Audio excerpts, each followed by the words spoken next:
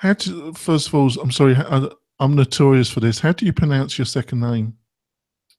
Itzkowich. Sorry, could you say that again? Sorry. Itzkowich, but since nobody can pronounce it, you can call me Rick I, the LinkedIn guy. Right, that's very charitable of you. Right, it's good. Hi there, folks. This is the Mailright Real Estate Agent Show, episode 75. And we've got a great guest here. We've got Rick, the LinkedIn guy, because I can't pronounce his second name, but I'm going to let him do that in a second. Thomas, my beloved co-host, who is having some technical troubles, but he's reappeared and he will be joining me. But first of all, Rick, can you properly introduce yourself and then tell a little bit about what you're going to be talking about? Sure. Thanks, Jonathan. First of all, the last name is Itzkowich, and since nobody can pronounce it, I became known as Rick I, the LinkedIn guy. So that's kind of like if around San Diego especially, people know, oh, Rick I. That's how I'm known because, again, the last name, it's a hard one to pronounce. And I'm here today primarily to talk about how people can use LinkedIn more effectively by having a different view of LinkedIn altogether.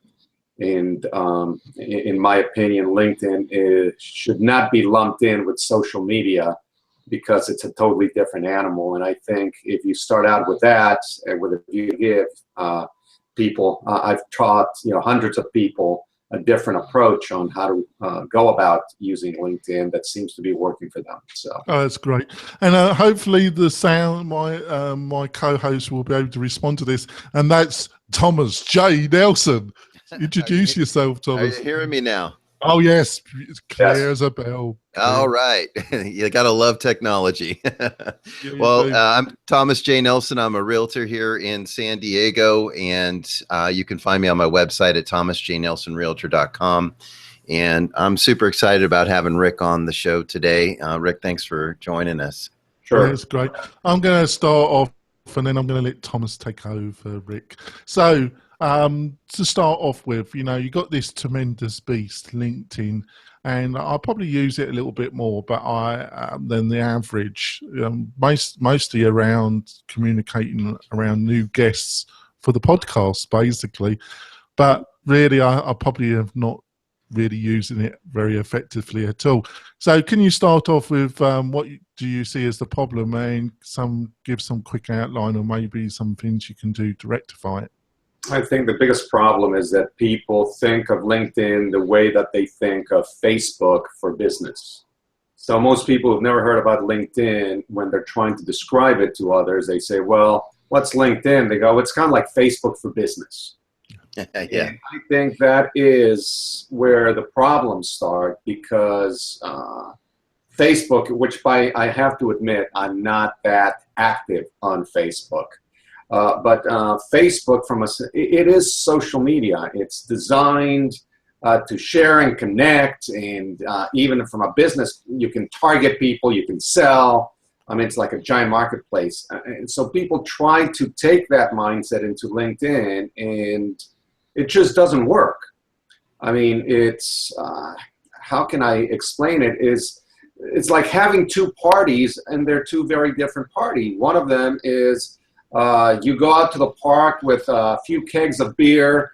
You're just very casual shorts, sandals, T-shirts. And the other one is a $1,000 plate formal affair.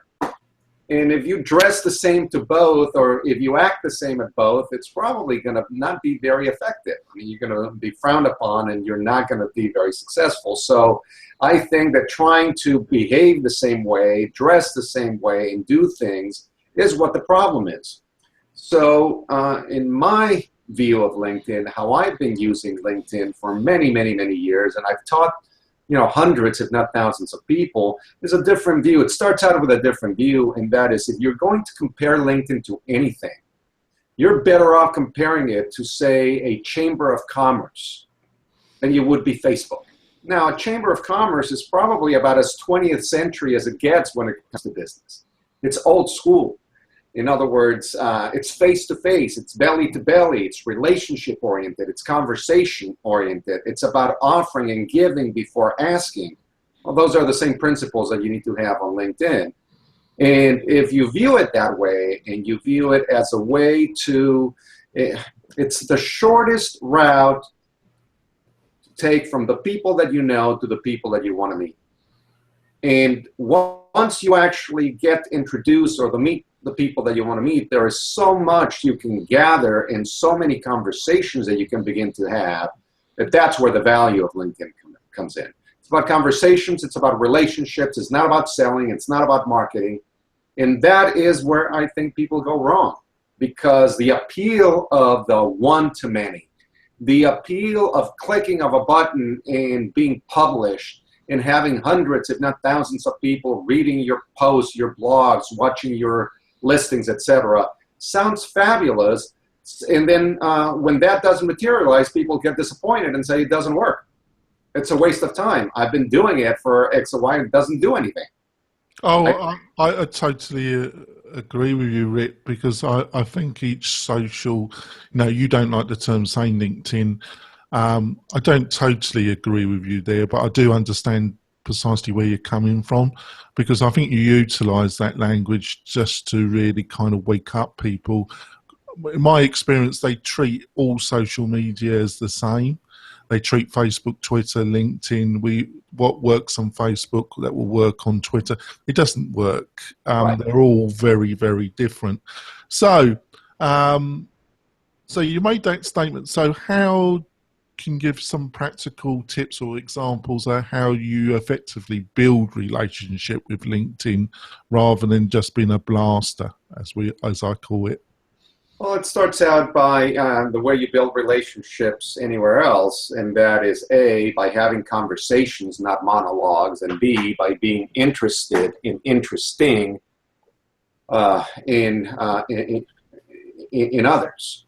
And so it's about, like any relationship, if you have a business, I have a business, and if I'm only interested in what I'm going to get from you, what I'm going to have from you, you're not going to be very interested in having a relationship with me. So, but if I start a conversation with you in a manner that conveys to you that A, I am interested in offering value, I'm interested in being of assistance to you, and I demonstrate that, I don't just say that, then the likelihood that a conversation might ensue increases. And it starts out with the first interaction that people have on LinkedIn, which for 99% of the people, 99% of the time, starts out with an invitation to connect or receiving an invitation to connect. And most people treat that as a monologue. They accept or they reject, and that's the end of it. In other words, okay, so you send me an invitation, I accept, we're done. That's a monologue. I treat that as this is an invitation to participate in a conversation. If I invite you to connect, if you invite me to connect, that's the first step, and do something I call put the ball in their court. So, so anybody that sends me an invitation to connect, or anybody that I send to an invitation to connect, once I accept or they accept, that's the beginning of a conversation. Now, the conversation may have started offline, where I met you offline, and I say, hey, let's connect on LinkedIn, or this is the first time we're interacting for whatever reason. I got an introduction, you invited me, I invited you, but then you are always going to receive a message from me right after we start, which is rare because most people don't do that. And the ones that do, the vast majority respond with a message like, hey, buy my products or services. If you ever need anything, do this, which is premature in the relationship. Right. Well, Rick, I want to jump in and ask you, on that note, LinkedIn, we're talking about 2 minutes social media here. LinkedIn has a lot of features that you can use to enhance those connections, like endorsements and congratulations on changes in jobs and things like that. Can you speak on those? I mean, how are those effective? And if they're not, why not? Or what's the mistake people are making using those? Well, first of all, a little bit of context. I have found in any kind of networking, this is not just LinkedIn, but this is if you do face-to-face, and I've been practicing and engaged in formal networking activities for probably 25 years, 24 years to be exact. I remember that exactly because that's when my oldest daughter was born. So, and I find that it starts out by you have to build credibility and trust, and you have to generate goodwill. Those are the two key currencies that you need to accumulate, both face-to-face networking and when you're doing it on LinkedIn. So imagine this. Some people go to networking events, okay, with a stack of cards in their hands, and they walk around, and as they meet somebody, hi, my name is Rick, and here's my card. Hi, my name is Rick. So they're practicing what I call the Las Vegas dealer type of networking. They're walking around dishing out their cards. And if you're like most people, and if you're listening to this podcast and you've been in any kind of networking, you probably have encountered people like that. In fact, I'll admit, I used to be a Las Vegas dealer. I didn't know any better. Right. And I was looking at networking like selling and like a numbers game. The more people that I talk to, the more people I give my card to, the more people that I know what I do, the more likelihood that someone is going to buy my product and service. And that was true. But it was just exhausting. And like most people, if you get one of those cards, you're probably going to throw it out on the way out the door. Right. Okay. Well, if you do the same thing digitally, and that's what some people do, they just connect, and then say, okay, here's my card, here's my card, here's my card. The result is exactly the same thing. So with the context of building trust, credibility, and generating goodwill, that is, if I help you out, the odds that you are going to want to do something in return for me increase. And that's a philosophy. You either agree with that or you don't. Right. It's not a direct relationship. It's not like I help you and now you're going to help me. It's not I give you a referral, you're going to give one to me. But you're very likely, and I'll give you an example of this, okay? A gentleman I recently met with, he is an attorney, and one of the things he does is he looks for, say, realtors to actually network, find out that realtors are good sources, they're going after the same client. Right. And I asked him, well, how many realtors do you connect with? He says, well, I probably have 50, 70 realtors. So how do you do a reciprocal relationship? In other words, if they give you cannot possibly give referrals to all of them. Right. He says, no, that's true. I can't. It's not a one-to-one basis. But I'm always looking to see how I can be of help. And for example, he says, one of the things, and I'll tell you something that happened recently. One of my realtor connections and partners, I was talking to them, and he was mentioning that his son was having a birthday party coming up, 16 years old, and he didn't know what they were going to do, etc. And he said, I own one of those giant projectors that you can actually show movies outdoors. And you know what? How about if I would make that available to you guys? You would show a movie outdoors. And they did that, and it was great. So he offered something of value to the Now, do you think the realtor might remember that? Absolutely. If the opportunity comes up to do it, absolutely. Yeah. It's relationship. So that's goodwill. Okay. Now, the trust and credibility that you asked. So everybody loves, well, not everybody, but I'm going to say most people like their birthday. And most people like to be acknowledged for having a birthday. So if you actually have an opportunity to do that, because I know there are a few people where I pick up the phone and I call them, and maybe it's the only time of the year I call them on their birthday, but I know that it means something to them that I'm doing that. Right. Well, if you know that somebody's birthday is coming up and you do it that way, then you're building, even if it's only a drop of goodwill. And the same thing is if there's something news to congratulate people on, like an anniversary. Okay, now, there's one thing if you actually go out of your way and you actually send a message versus just click a button that says, happy birthday. That's, again, while there is maybe a little bit of value, most people go, yeah, really? It's kind of like, okay, it's like a like on Facebook. Okay, you're like, there's not that much value versus writing something, that means that you took the effort. I believe that the value is when people perceive you're making an effort.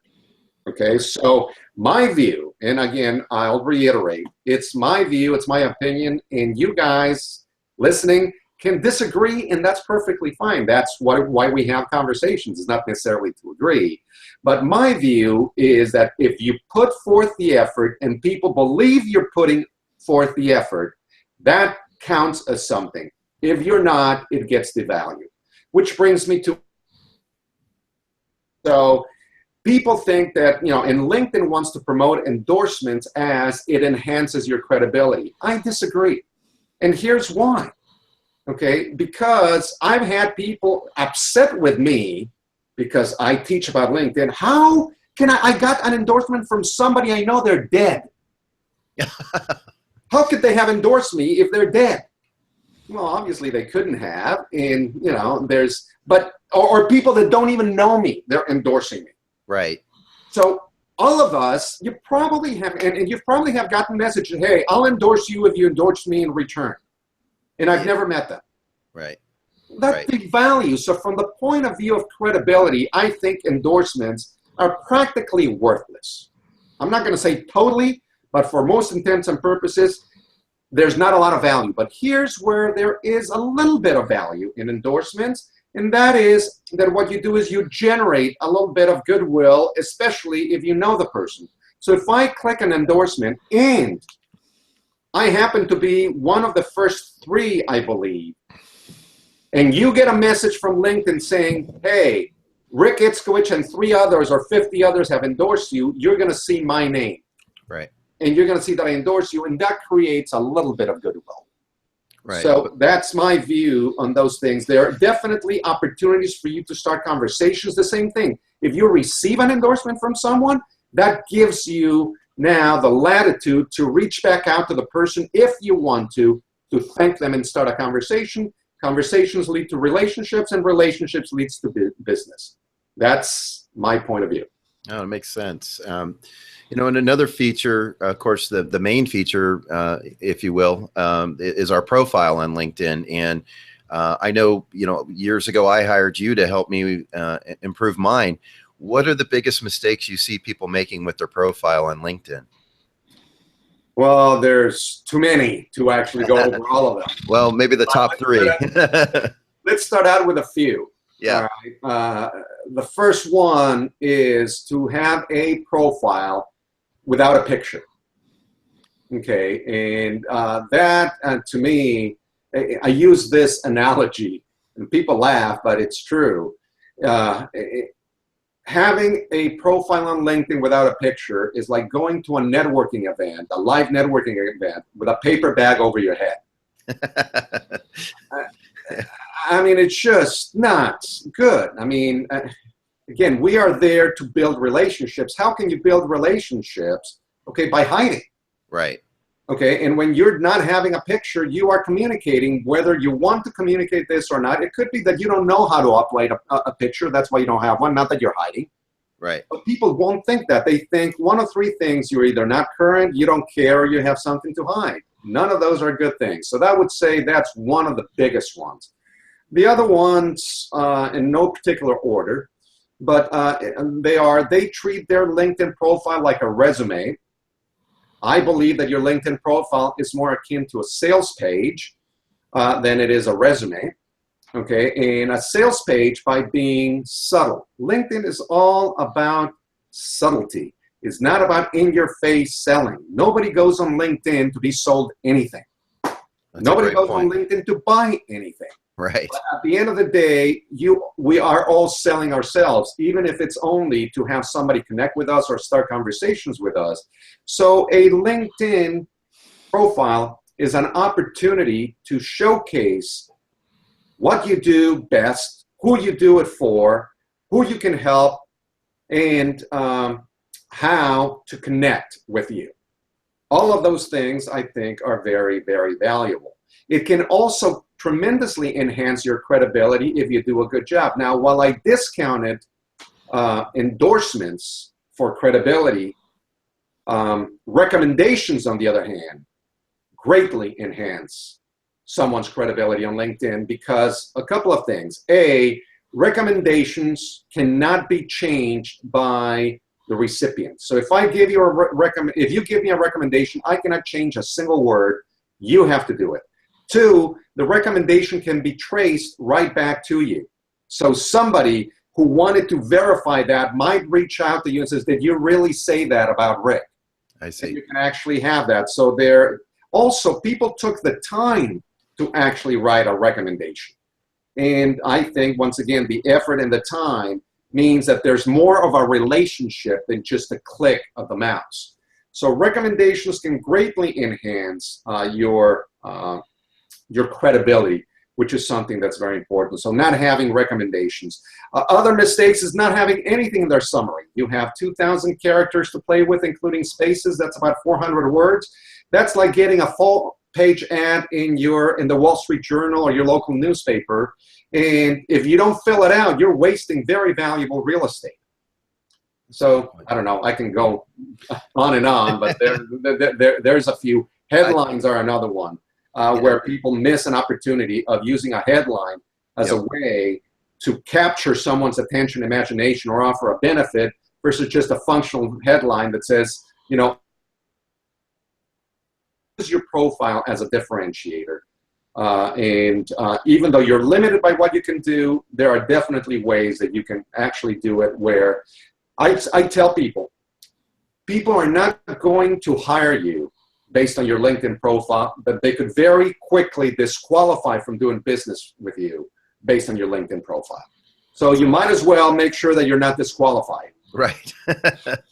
Well, I wanted to address. Go ahead, Jonathan. Just before that, Thomas, I think we should go for our break, folks, and then come back and find more fascinating insights about how to use LinkedIn from Rick. Let's be back in a minute, folks.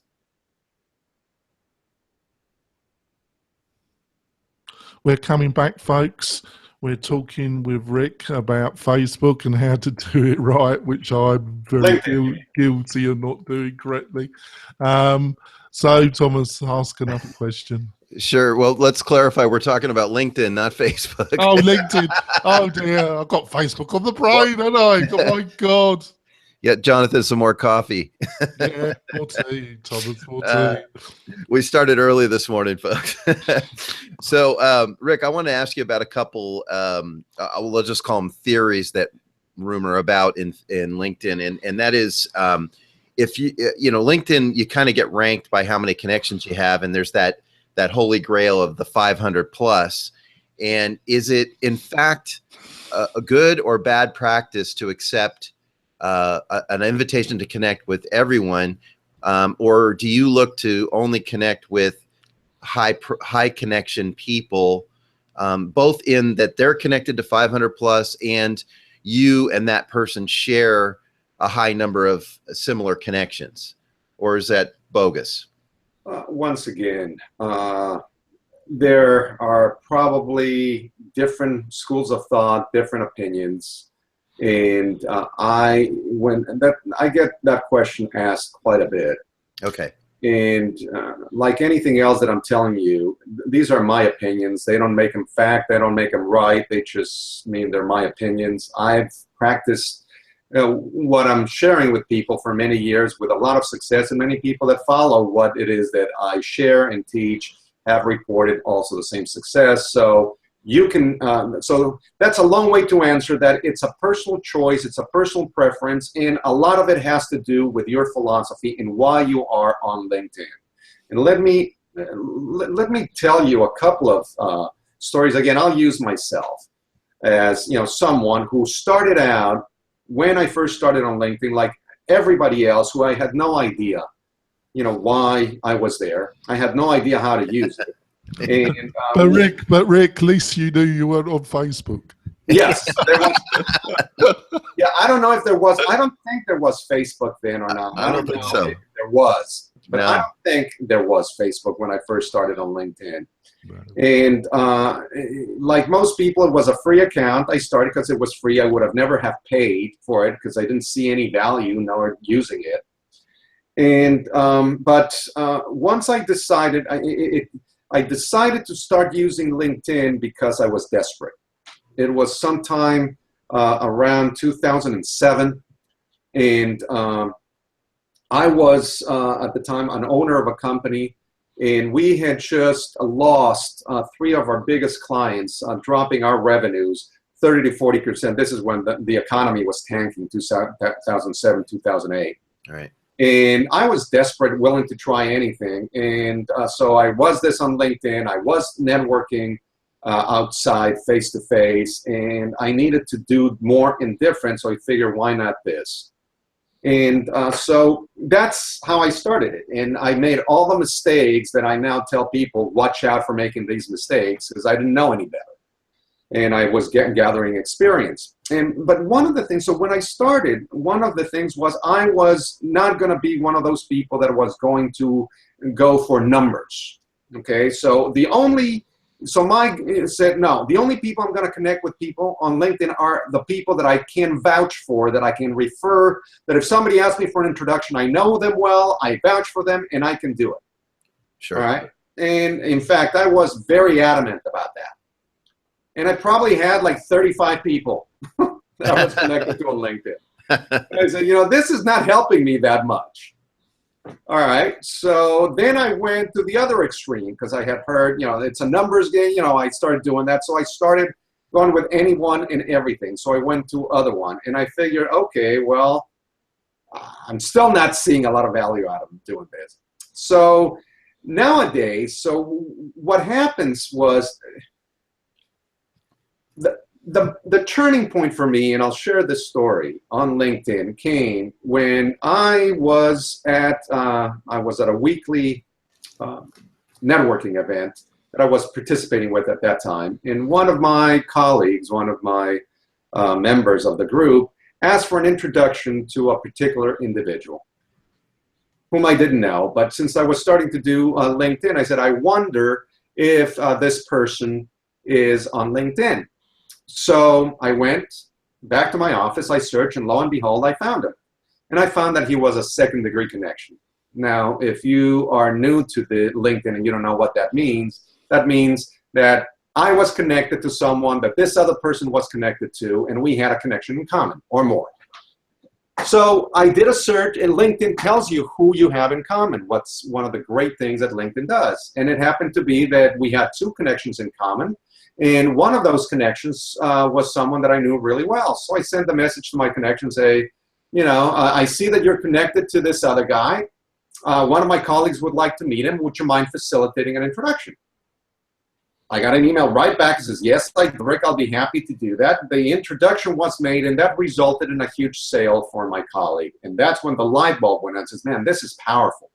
Right. Okay, so to me, that's when I realized what LinkedIn allows me to do is what I was doing offline, which I believe that to be a successful networker, you need to connect people.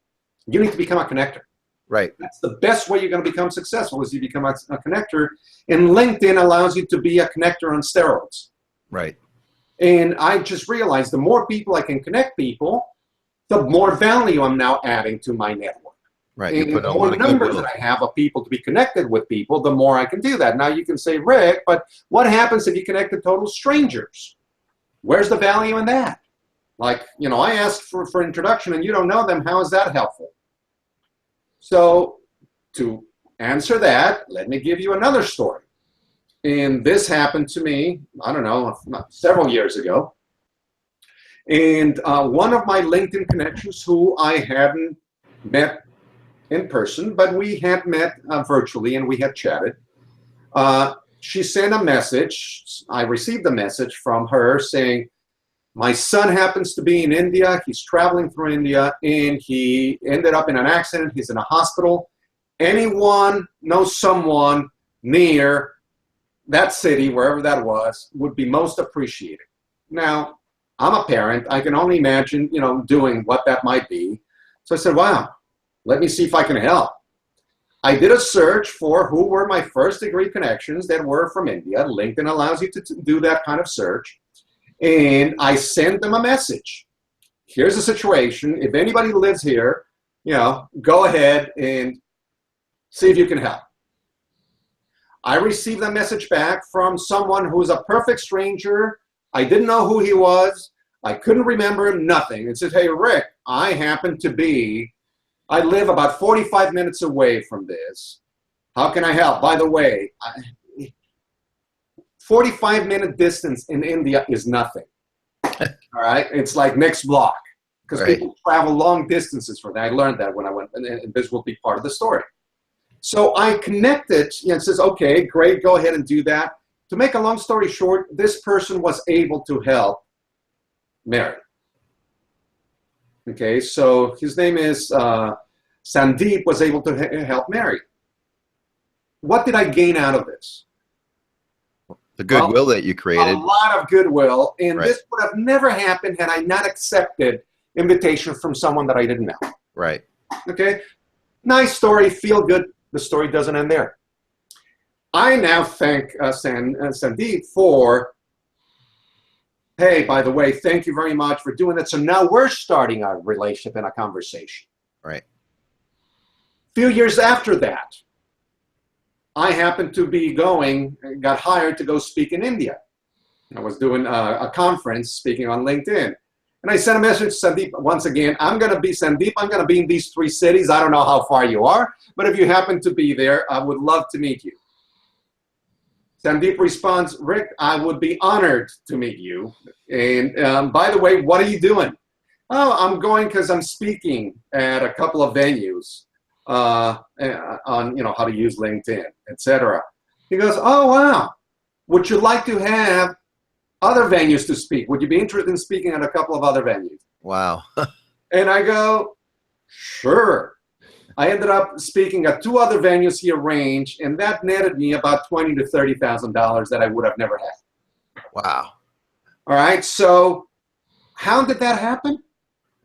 Yeah. Started out, it would have never happened had I not been connected. It would have never happened if I didn't go. Now, I went out of my way to help my colleague, my connection, Mary, who was, for all intents and purposes, a stranger, by sending an email, okay, that ended up helping them. And I equate this to this thing. If somebody asks you for a favor, let's say you are, I don't know, you're at Disneyland, all right, and somebody says, excuse me, sir, can you do me a favor? I go, sure, what do you need? Right. It says, would you mind taking a picture of me and my daughter? I would say, of course. Here's the phone, I'll take a picture. Now, imagine that same person say, excuse me, sir, would you do me a favor? Yes, what do you need? It says, well, I lost all my money. I need a ticket back to, and I need $500. Could you loan me $500? I would probably run as far away from this person as I could. Right. What's the difference? That's the size of the favor. The size of the request, the nature of the relationship, etc. It's the same thing on LinkedIn. Now, another thing that I ask people when they ask me that question, it says, when you go to a networking event, would you ever speak to a stranger? I says, well, absolutely. And I go, why? He says, well, that's what you go to networking events. So it says, what are you doing on LinkedIn if it's not to network? And how is that different than somebody that you don't know asking you to connect? Right. A stranger who wants to start a conversation with you. Right. Now, you can disagree with me. Doesn't mean you need to do it, but that's a way of looking at it. There's definitely benefits to it. And then most of the downside that people say, well, they can spam your connections. They can imply. I go, that's not true. If you know how LinkedIn works, they could do that anyway with or without you. And by the way, just because someone sees you talking to that person, would they assume that you know them really well, that you're best friends, that you can do all of that? Not necessarily. They don't know the nature of the relationship. Right. Same thing on LinkedIn. Well, I mean, you're speaking to the theory of you give it out in slices and it comes back in loaves.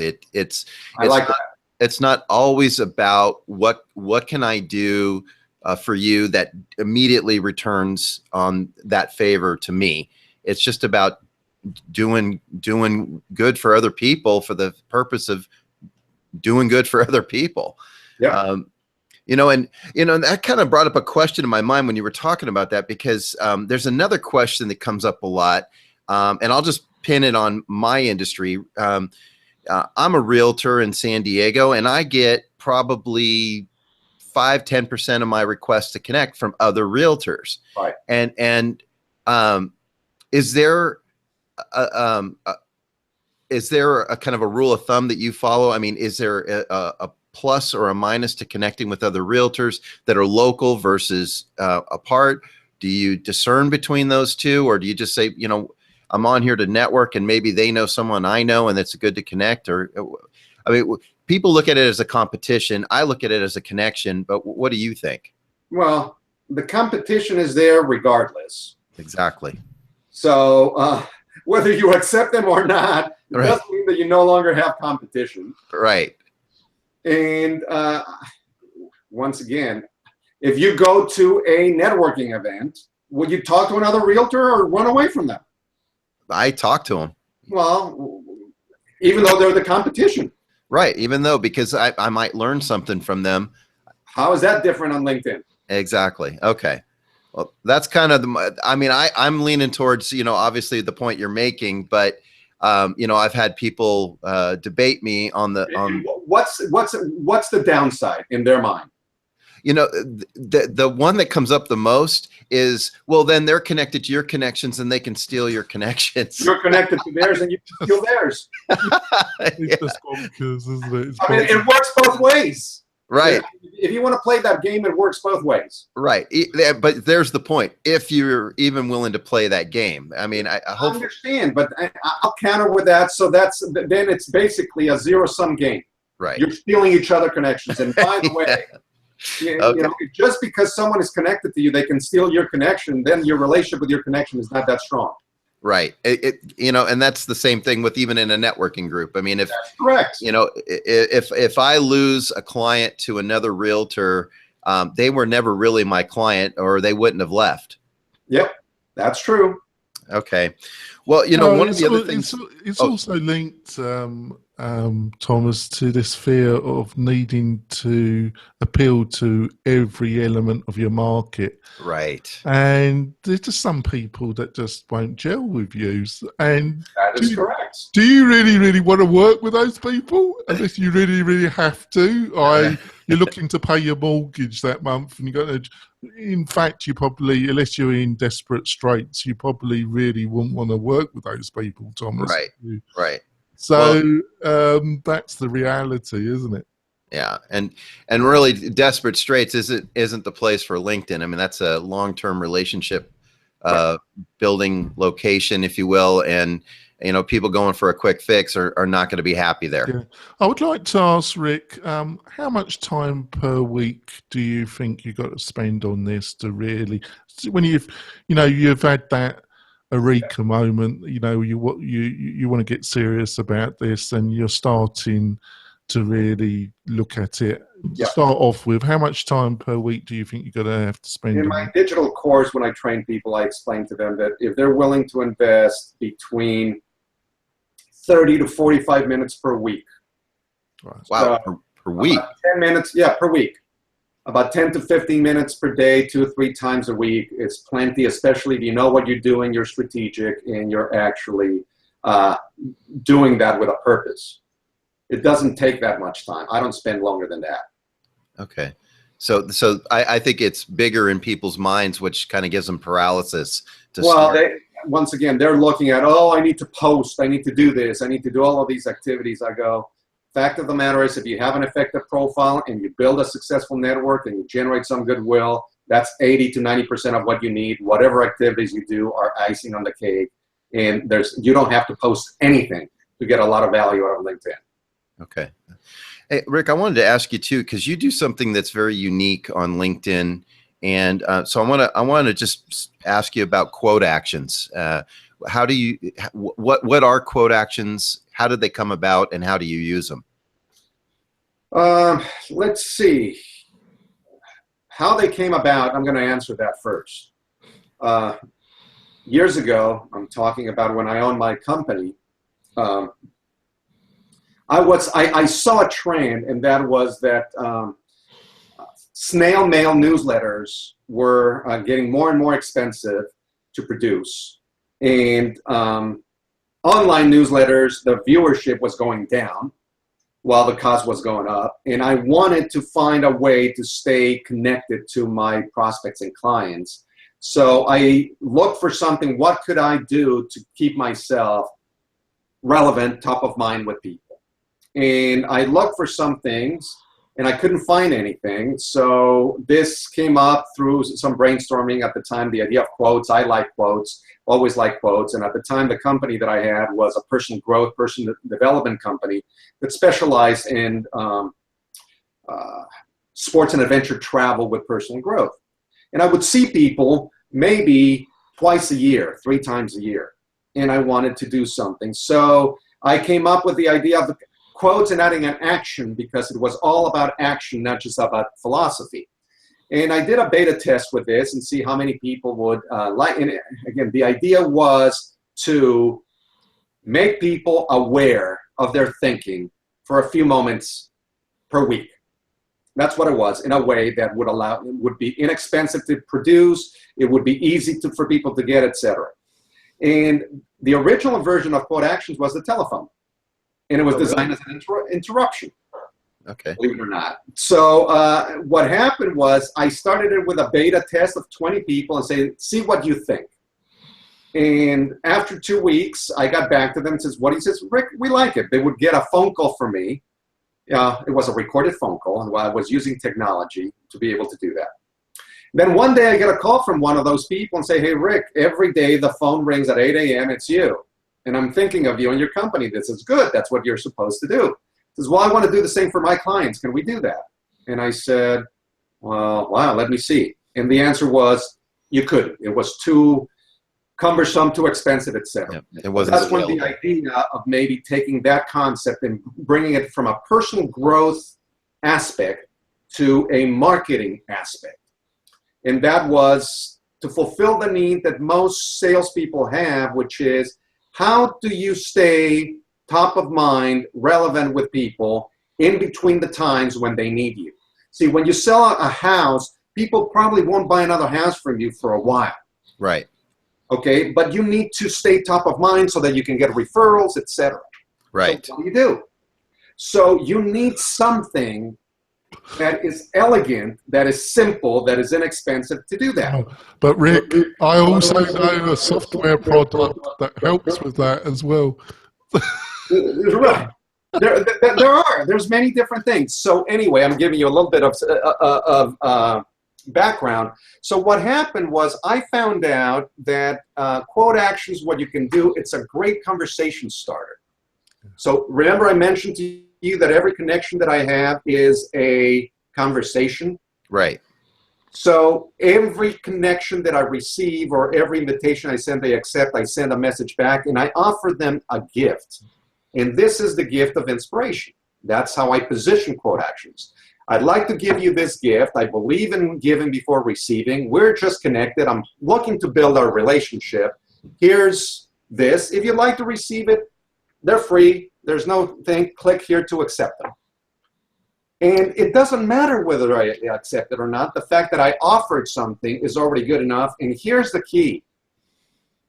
Because it's totally unrelated to my business, it is perceived as a gift rather than a marketing.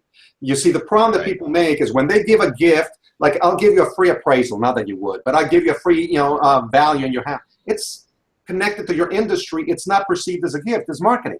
Right. It's a step and one. The marketing antenna goes up because this is totally unrelated to what you do. It becomes something you can offer as a gift and create goodwill. And the people who accept it, guess what?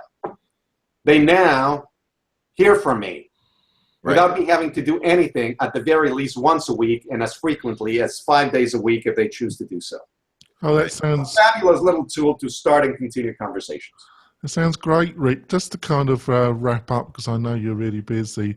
I just got in, and maybe if Thomas has got one other question as well, but I'd love to ask, what's your advice about staying with the free account or going up to a paid account level? I would say that for 80 to 90% of the people on LinkedIn, the free account is sufficient. Okay.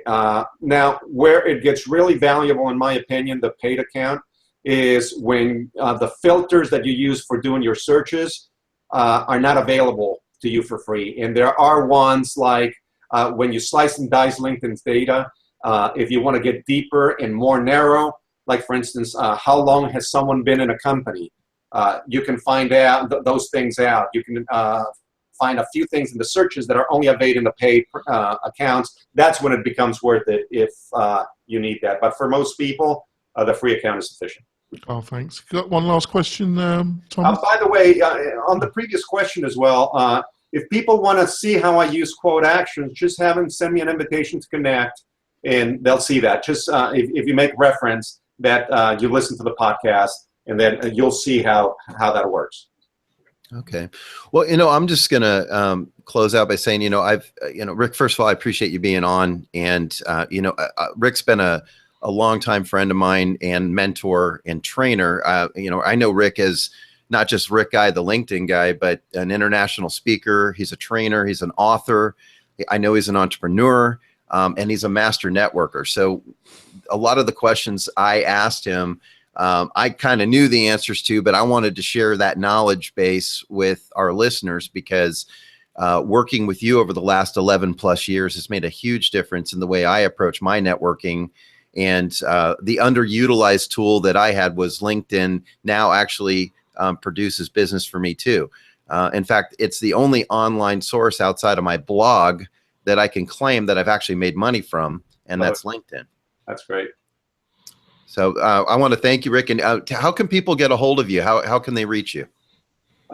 They can obviously on LinkedIn. Itzkowich is the last name, Itzkowich. I have a website, rickitzkowich.com. It's like my name. And if you just put Rick ITZ on Google, you should get to me. If you cannot spell it out, you'll get to me. There's not that many Itzkowiches out there.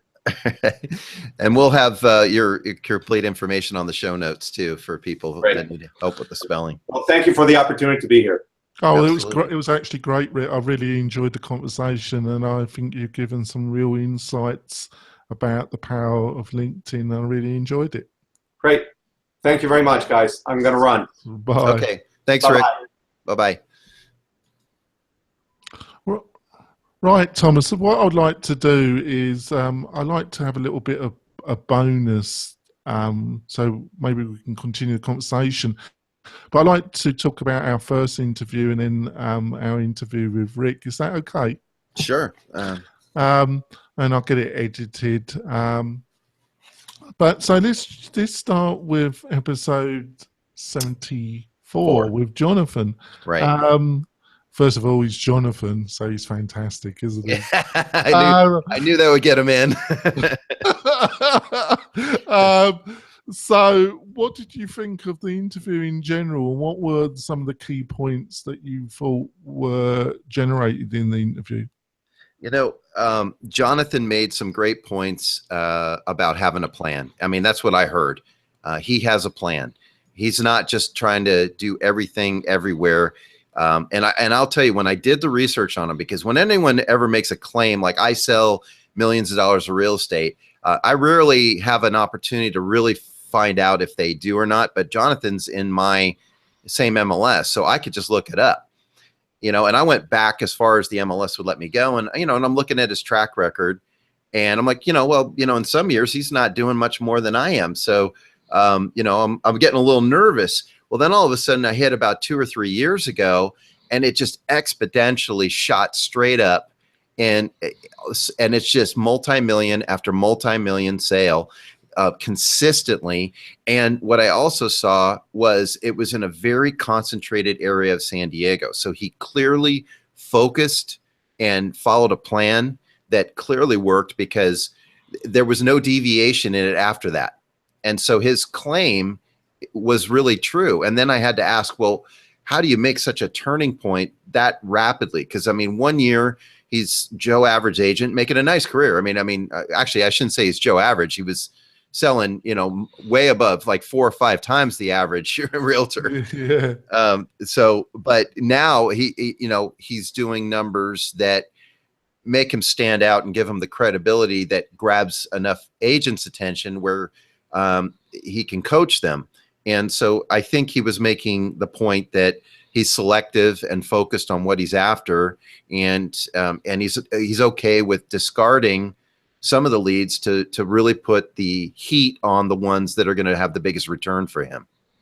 Oh, I think that was fantastically put, actually, Thomas. What I got from it was that he kind of, and we've had this discussion before, actually, Thomas, is that Yes. he focuses on the people that actually will offer him a referral. Right. You know, obviously, and that, you know, it's a bit linked to our conversations around Mailrite, is that it's around 200, 150, 200 people at any time are going to, in any shape or form, ever refer anything to you. Right. And it's building, keeping yourself in front of those people. And then my attitude is the other people, you're better off going down the paid advertisement route if you need to. Right. Because there is only 150 to 200 that refer. And he kind of really focuses on that, doesn't he? He does, you know, and those discards, if you will, don't have to go to waste. Those could actually be given to a buyer's agent that you're kind of training and bringing up, and let them have a shot at it, or you can refer them out to other agents in your office. So, and earn referral fees. So it doesn't have to be lost income. It just, I really took his point of being focused, because if you're, you know, it's kind of like, you know, if the tennis ball machine goes nuts and you get 5 balls coming across the net, which one are you going to swing at? You know, but one at a time coming over the net, you can work on your swing, because it's not just about the quality of the lead. It's about the quality of how you take care of that lead. And as you pointed out, it's not just about how much money am I going to make off this guy one time. It's how many referrals are in this relationship if I build it. You know, yeah. And he's a pretty fun guy, Jonathan, isn't he? I would really imagine. is. I would imagine his parties are pretty good to go to. Yeah. The only slight concerns is probably too strong, but obviously he was in a very strong he was reasonably successful for him to actually consider spending $80,000 on coaching. Yeah. I know most agents want to get to that position of being able to consider spending $80,000 on coaching, and then he wanted to step it up even a higher stage, which he has managed to do. But what and obviously you are in a very high market, high energy area, aren't you, Thomas? Both of you. Oh yeah. So other agents aren't. But also you've got a high level competition, which is very similar to the Lake Tahoe area, because there's a lot of wealthy people that have a second home in the Lake Tahoe area from the Bay Area. Right. And there's a lot of registered agents in Northern Nevada and California, because they but actually credibility, actually getting building a reputation is much harder than most people think. So that's where it comes to the plan, doesn't it? You need a plan, don't you? You do need a plan, because it's all about building relationships. And, you know, I mean, to your point about the 80 grand, you're right. I mean, and nobody's going to go out and, not the average agent is going to drop 80 grand in one dump. But, I mean, that's kind of the beauty of having a Jonathan Zabrocki available to you. You don't have to. He did it for you. Now you just go train from him, and, you know, he's hundreds of dollars, not multi-thousands of dollars. You know, and to speak to the competition, you know, I think there's a lot of distraction out there, not so much competition, because if you're elevating your business to the way Jonathan had described it, you really are standing out from the crowd, and you still have competition, but it's a lot smaller at the top. The whole point is building those relationships, though, that you kind of eliminate all competition, because if the majority of your referrals are coming from within your database, nobody else has access to that database but you. So you don't need to worry about what the next guy's doing. You don't have to worry about training the realtor down the street how to do what you do, because they're technically not going after the same group of people. Yeah, I just would say to folks, I think for the Premier market, I think everything that Jonathan says, I fundamentally agreed with, but most agents aren't in that particular top echelon. Either they aspire or they're building up to that. If you're in the medium ground, I think you've got to be a bit more proactive and have a wider net. But what I would say is some of the key points that he illustrated in the interview, I would still, even in that less is the wrong word, but and less premier market, I think the things that he pointed out you can still utilize quite effectively, can't you, Jonathan, Thomas? Yeah, hey, having a conversation with yourself there. No, I regularly do actually. You know, Thomas. Yeah, I do. No, I do agree with that. It's a bit obvious, Thomas, isn't it? Now, what you said is true because, first of all, you know, the biggest myth out there is that you have to have been born into that wealthy neighborhood to sell in that wealthy neighborhood or run at that same level. I mean, let's face it. A lot of the people I sell homes to make a heck of a lot more money than I do. But that doesn't intimidate me because they need my help. And who sells more houses, them or me? And so I'm there to help them. And if I'm confident enough to work in that market, you know, what Jonathan pointed out in the interview is true.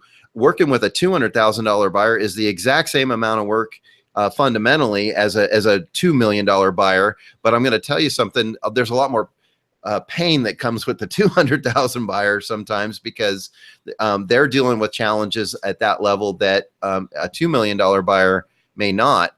But I'll tell you something that's common in both because I've worked with both. I've sold as high as 4 million and I've sold as low as 85,000. So and I treat them all the same as far as the level of service, but they all struggle with decision.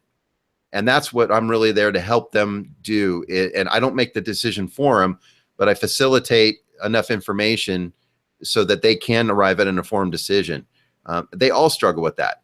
And I'll tell you something else. The $200,000 buyer always wants the $250,000 condo, and the $2 million buyer always wants the $3 million house.